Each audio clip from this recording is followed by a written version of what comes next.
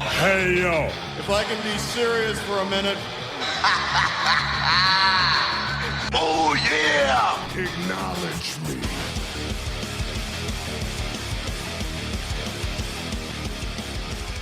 What's going on, everybody? Welcome. Come on in. Sit down. It's time for another episode of DB's Territory Treasures, ladies and gentlemen. I am DB, the Dirty Bird. Thank you so much for tuning in today. I really appreciate it. I want to thank everybody listening on all those podcast platforms out there, including Apple, Spotify, Audible, iHeartRadio, and SportzWire Radio. I want to thank everybody for supporting the first two episodes I've had doing these Territory Treasures. First episode was Andre the Giant. Second one was Mr. Perfect Kurt Hennig. Those are out now. You can catch those on any podcast platform. And so, yeah, definitely want to thank you for supporting my side project on the Sit Down Marks Podcast Network, man. It's with that time once again. So let's get into it. It's time to deep dive into my first Territory Treasure tag team, ladies and gentlemen, and everybody in between. I present to you this week's DB's Territory Treasures, the Skyscrapers. Now, some of you might know that name, some of you might not, but let's talk about what we do know about the Skyscrapers. So the Territory was World Championship Wrestling around 1989-90.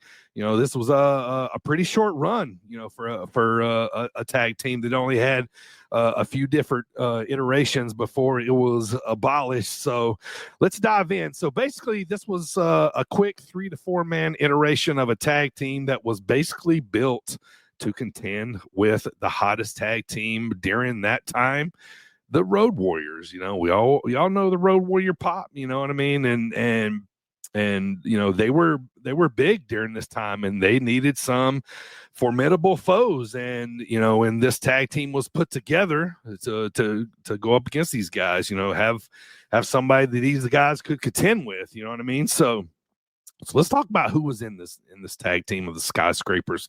Well, the first iteration was, first of all, let's start with a big, tall blonde by the name of Dangerous Dan Spivey.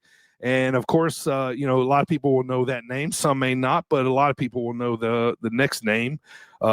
His tag team partner in the Skyscrapers first iteration was a guy named Big Sid Vicious. Of course, we know that name, right? So both these guys build at 6'8". Man, I wish I was 6'8", man. I probably wouldn't be talking to you guys right now. I'd probably be dunking on somebody somewhere or something. But, my thoughts seeing these guys as a kid, man, they were nasty, scary, a threat to my Road Warriors. They looked mean and nasty. They fit the bill, from the beginning. They were billed from Metropolis. I don't know that this was said a whole lot. You know what I mean? Because this was kind of like parts unknown era. You know what I mean? So sometimes those things weren't, brushed upon. But, I guess we can just assume he's from the same town as Superman. They were from the same town as Superman. But, so to give you a little backstory on, how this all came about. So the Road Warriors, they were, I'm not 100% sure, but they were running through, just about everybody during that time. They needed formidable foes. And they had this little side story going with Teddy Long, who was a referee at the time. We all know him as the Holla Holla, Playa GM from SmackDown. Well, he used to be a referee before he became a manager, and a GM. So, there was some the Road Warriors, they weren't happy with Teddy. There were some questionable calls that he had made, so there was beef between them. And, that's something that kind of had been building there. And it culminated in a match where the Road Warriors actually lost the tag titles due to, something that Teddy did wrong, questionable referee tactic, or something like that. So the feud was there, right? And Teddy, he had to get a team to go up against the Road Warriors because after this, he was fired, from his referee job, I guess, from doing such a bad job. And then this, kind of sparked the feud, you know what I mean? So Sid and Dan Spivey, dubbed the Skyscrapers, were newly signed, immediately put into this tag team together. If you've never seen Dangerous Dan, man, this dude was big, tall, big frame, blonde hair, rugged, looked crazy to me. He's known more now for being Waylon Mercy in the WWE, WWF, whatever it was at the time, which is the character that inspired Bray Wyatt. Bray Wyatt's character, from Bray Wyatt. And you also may know him, he was in the U.S. Express tag team at one point. But now Big Sid Vicious, right? Huge guy, monster, later became Psycho Sid, ruler of the world, you know what I mean? And, we all know who he was. Just, big, dangerous, mean, this was the era of the one-word nicknames, right? Everybody was jacked, but Sid had an iconic look, man. He had that iconic blonde hair, curly, scary as fuck. You know what I mean? I remember he was one of the first guys I see do like a fist bump, fist bump everybody. You know what I mean? So, but how did this all come together, with the tag team? How did they actually put them together? So Great American Bash, like 1989, there was like a 2-ring battle royal set up, and, the winners were going to face each other to see like, who would be like the number one, king winner, of this whole thing. So when Dan Spivey and Sid win their respective battle royals, so you think they were going to battle each other to try to throw each other out. So enter Teddy here. So Teddy jumps in between them, gets them to split the winning money and join as a tag team, and create this like unstoppable team. He really like convinced them to furthermore proof that, Teddy was making tag teams long before he was making tag team matches, so holla, holla, holla. But, so this was cool, this is how they, kind of put this together. Later that night, in the same pay-per-view, they beat the Dynamic Dudes, which we know as Johnny Ace, Laurinaitis, and Shane Douglas. So now we're all to the races, right? With the Skyscrapers and Teddy Long. The Road Warriors are, they're just dominant during this era, destroying everybody. Now they have some formidable opponents, and they got beef with their manager. So there's backstory there with a feud. You know what I mean? So, so there's stuff there, that's going on. So, but let's let Teddy introduce you to the Skyscrapers. Last Tuesday night, right at the Clash, you people had the chance to see exactly what the Skyscrapers, the real deal Dangerous Dan Spivey, Mean Mark Callis, did to the Road Runners. That's what I'm going to call them from now on. But all we did is got them primed for the Chicago street fight where you can bring anything and anything goes. Now, Dangerous Dan, you tell them, baby. Road Warriors, the Skyscrapers are no big yellow bus. Yeah. You ain't got to pay nothing to get on. Testify. It's going to cost you everything to get off. You know it, baby. All right, interesting words there from Teddy and the Skyscrapers. Now this was a formidable iteration. This was the iteration that would end up coming up later, so we'll end up talking about that later too. So like I said, so big matches during this time with the Warriors, and also with the Steiners, and that kind of stuff. But during this era, so so they had some clout there, and so they were starting to build everything. So the feud's going great. They're making money. Road Warriors, have a team finally, like I said, that matches their size and strength. And, this was the Road Warrior pop era, like I talked about. Great feud, babyface, everybody was behind the Road Warriors. So this was a definite way to get the Skyscrapers established. So all's going good. And then Sid suffers a punctured lung in a match, and the Skyscrapers have to stall, a little bit. But then enter Mean Mark Callis, like you just heard Ted talked about. Most know Mean Mark Callis by the name of The Undertaker before he was The Undertaker. But, Mark jumps right in there, continues the feud with the Warriors. And we're off to the races again with now Dan Spivey and Mean Mark Callis. Mark was a huge guy too, built it like 6'10".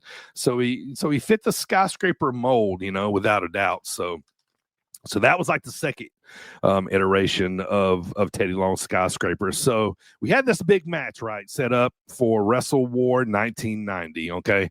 And it's going to be Skyscrapers versus the Road Warriors. And then all of a sudden, again, Dan Spivey, something else happens. Dan Spivey just ups and leaves, and he's gone, right? This match still has to happen. So enter the third iteration, and a guy comes in to replace Spivey, and they just put a mask on him and call him the Masked Skyscraper, who we ended up finding out later was Mike Enos, better known as Blake Beverly of the Beverly Brothers in the WWF.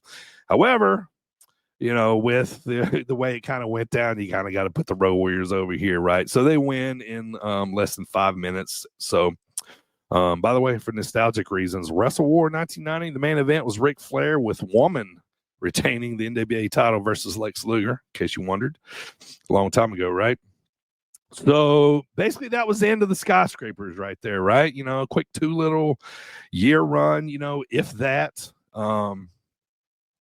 And, that was the end of Teddy as their manager. Mean Mark Callis, did end up going solo for a bit. He challenged Lex Luger for the United States title. And later he left for the WWE and debuted in the 1990 Survivor Series as The Undertaker. So I guess that was definitely the right move, getting the hell out of Dodge. So I guess he did okay for himself there, huh?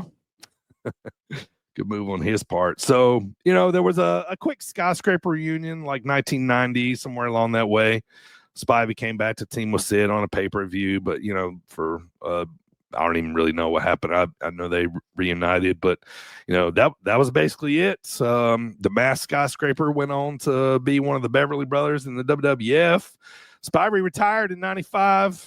Sid went on to become a legend in WWF, back in WCW. But Teddy Long now, he became a beloved GM of SmackDown. He became known for making tag team matches when, 4 wrestlers, couldn't get along. So he would come out and make a tag team match. And he became famous, for that. But he also became famous for informing people that they're going to go one-on-one with The Undertaker, which is funny because, being a manager of the Skyscrapers back then, and then he ends up putting people, in matches, one-on-one with The Undertaker, which was hilarious. Let's reminisce for a second. Tonight, you will go one-on-one with The Undertaker. How about that? The Undertaker! The Undertaker! The Undertaker! The Undertaker! Wow! The Undertaker. No, Mailto, you can't do that. The Undertaker. I'll tell you who he is, Playa. The Undertaker! Oh, my God. Go one-on-one with The Undertaker. Tonight, you will face The Undertaker. You will go one-on-one with The Undertaker. Sir, this Sunday, you will defend the World Heavyweight Championship against The Undertaker. You will also face The Undertaker tonight. So tonight, you're going to go one-on-one with The Undertaker. You will go one-on-one with The Undertaker. The Undertaker. Holla, Playa. Classic. Love it, man. Love it. So, yeah, really cool. So it's amazing to see, Teddy reinvented himself, right? I mean, he definitely, became a legend in the sport, for being a referee. And then, he's a referee for a long time before, being a manager, and then having a lot of success as a GM, rest in peace to Sid, man. We lost him, not long ago. Legend, man, definitely legend. It was sad to lose him. So, when I've been doing these territory treasures, I always, in the show with a connection. What was my connection to the Skyscrapers? I mean, going up against one of my favorite tag teams as a kid.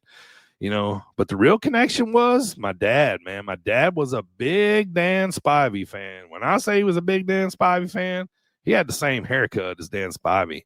I mean, he would tend to have, haircuts the same as wrestlers, you know what I mean? So he even had Raging Bull's haircut one time. Go Google that, But Spiked on top, a little mullet action, a little, shaved on the side, but Dad loved, big man. He loved the big man working style. So that was always made him a big fan of Dan Spivey, and he always loved big tag teams too. So I guess that's kind of why I kind of love that kind of wrestling now. So, ladies and gentlemen, everybody in between, I want to thank you for joining me again today. I am the Dirty Bird DB, and I thank you for joining me in this deep dive into the skyscrapers in my territory treasure. And we appreciate it. And we'll see you guys next time when I dive into another territory treasure.